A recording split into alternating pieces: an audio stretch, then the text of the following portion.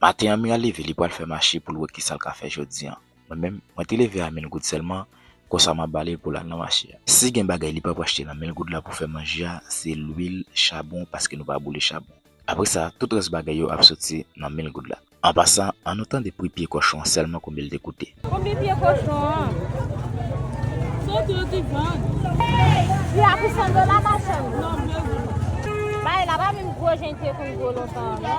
Il va gros nous ma chambre.